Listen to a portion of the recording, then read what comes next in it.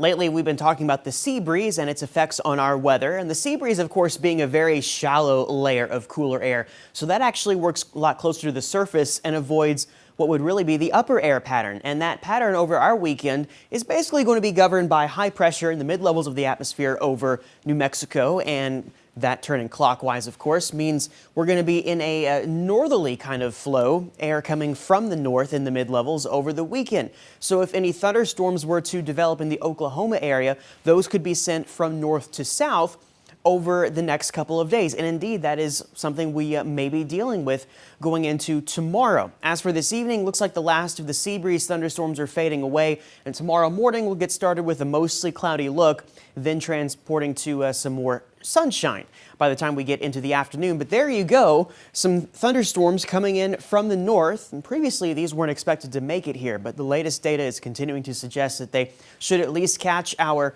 northern counties, maybe working their way down to Highway 84 for the early afternoon hours of Sunday.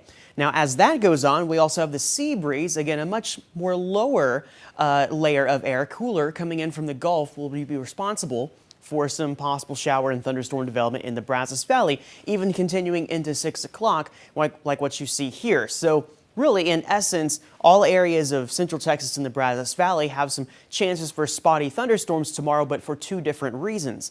Then we get into Monday, and we're not really by then expecting thunderstorms to find us from the north. But again, the sea breeze will be something to watch, and the Brazos Valley, some isolated thunderstorms there, may be working into central Texas.